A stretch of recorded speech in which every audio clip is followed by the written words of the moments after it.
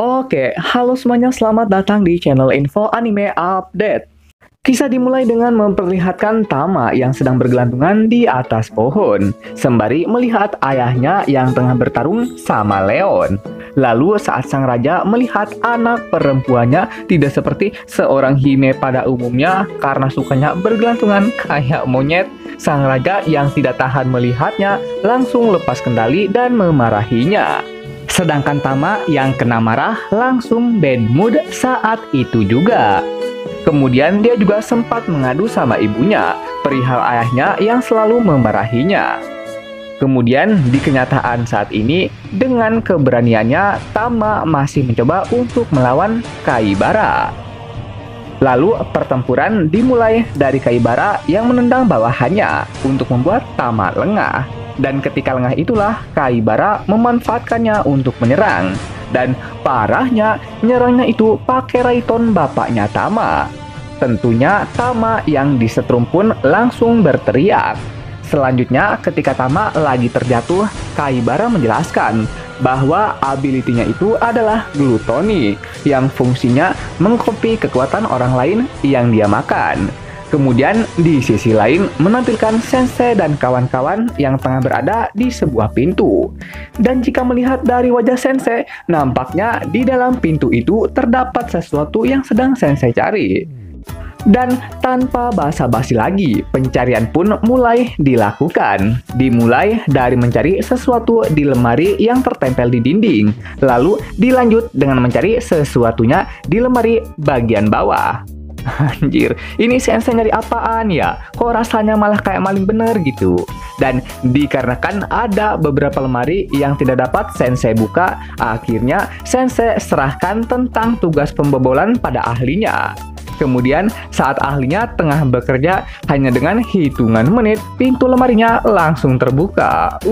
Beda kelas memang, kalau udah diambil alih sama maling veteran. Dan rupanya yang Sensei cari adalah buku. Tapi buku apaan ya? Lalu adegan beralih kembali ke medan pertempuran yang memperlihatkan Tama tengah ngos-ngosan akibat dari lawannya yang terlalu kuat.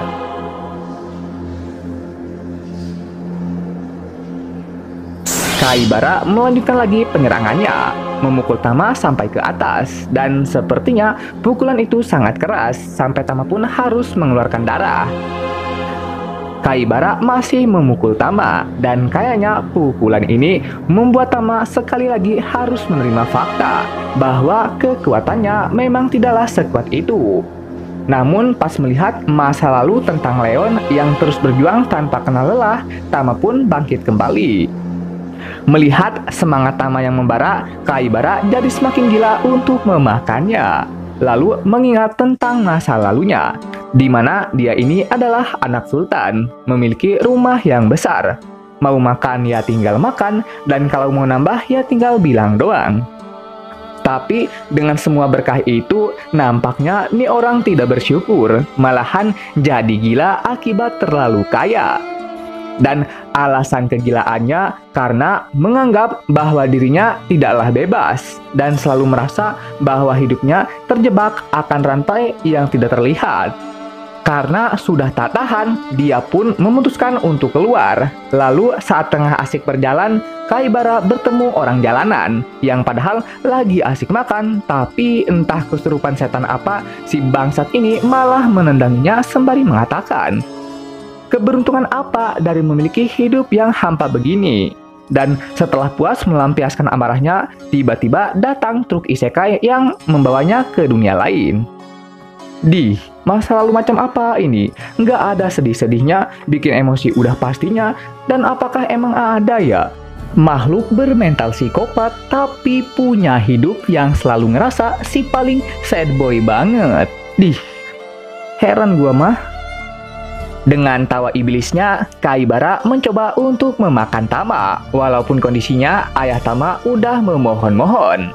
Dan tiba-tiba Sensei datang ke tempat Tama, bak sebuah pahlawan yang telah lama dinantikan kehadirannya.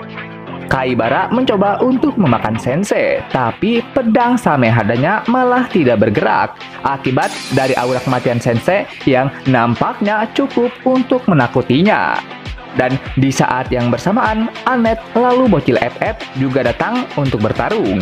Kemudian Anet meminta pada Sensei untuk menulis ceritanya dan ngembaliin si Kaibara ke dunianya. Tapi Sensei menolaknya karena menurutnya story tentang psikopat yang sad boy mah adalah cerita yang sangat tidak masuk akal dan bikin muntah.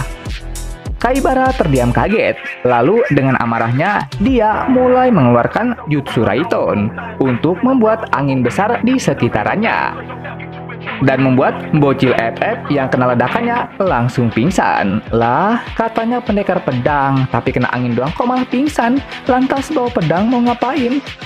Jadi pajangan doang tuh.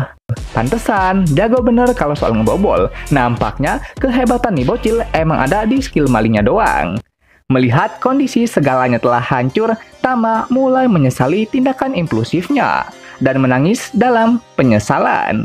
Lalu Sensei menepuk pundak Tama, memberi Tama buku yang dia curi. Lalu saat buku itu dibuka, tiba-tiba lembaran bukunya itu mulai berterbangan di sekeliling Tama. Kemudian Sensei mengatakan beberapa kata. Ceritamu dimulai dari melihat ayahmu yang bersedih, dan jalanmu dimulai ketika kau memutuskan untuk memotong rambut jadi pendek menggantikan sosok kakakmu dengan niatan untuk menghibur ayahmu. Tapi kenyataannya kamu sendiri tidak tahu harus melakukan apa untuk menghiburnya, yang pada akhirnya jarak di antara kamu dan ayahmu malah semakin jauh, dan parahnya kamu malah kehilangan jati dirimu. Tapi untungnya mendiang ibumu pernah mengingatkan kamu tentang siapakah dirimu itu. Dan Tama yang tersadarkan mulai mengingat lagi kenangannya, di mana ibunya pernah mengatakan, untuk menjalani hidup bukan seperti apa yang orang lain inginkan, tapi hiduplah seperti apa yang kau inginkan. Dan Sensei juga menambahkan, tidak perlu untuk hidup seperti apa yang ayahmu pikirkan, atau hidup menjadi bayang-bayang dari kakakmu, karena saat ini kamu adalah Tama. Jadi, hiduplah dengan membuat jalan ceritamu sendiri. Dan wush, seketika mode Super Saiyan milik Tama langsung aktif. Ayah Tama langsung kaget, karena hal ini hanya pernah dia lihat sekali, dan itu pun waktu Tama masih kecil. Dan ayah Tama menyesalinya, karena berkat dialah potensi Tama tidak pernah keluar. Dengan mode Super Saiyan yang telah aktif, maka dengan ini pertempuran yang sebenarnya akan segera dimulai. Melihat pertempurannya akan asik banget, Sensei pun nyebat dulu. Kemudian Tama bersiap untuk bertempur, dan Kaibara pun juga demikian. Dengan sorakan meriah dari penonton, maka dengan ini pertempuran terakhir pun akhirnya dimulai. Saat jarak mereka mendekat, Tama menepuk di sekitaran Kaibara. Lalu saat Kaibara menutup mata, Tama pun langsung melanjutkan dengan membenturkan kepalanya. Kaibara mulai mengamuk, dan Tama juga nampaknya sangat on fire untuk langsung menempelkan semacam lingkaran sihir di sekitaran badannya si Kaibara.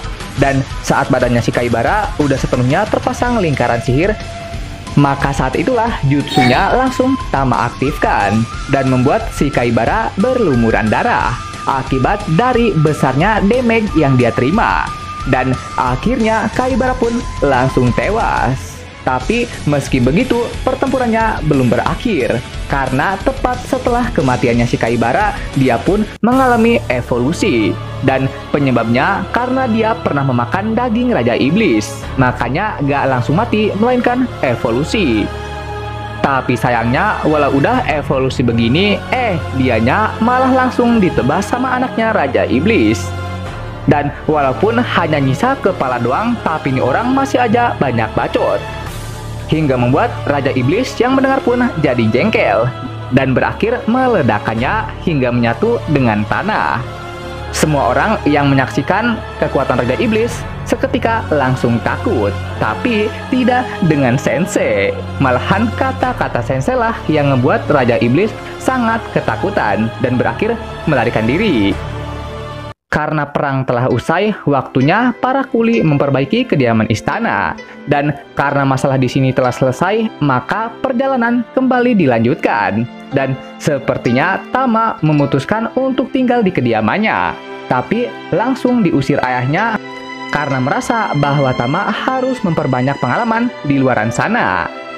Karena diusir, Tama pun langsung ngibrit keluar, sedangkan ayah Tama hanya bisa melihat kepergiannya di jendela. Dan dengan ini, maka Squad Sensei masih dalam settingan sama, karena Tamanya gabung lagi.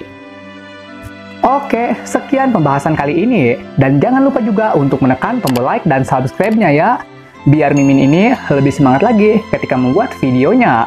Dan agar kalian juga bisa mendapatkan update video terbaru mengenai berbagai pembahasan menarik seputar anime di channel ini.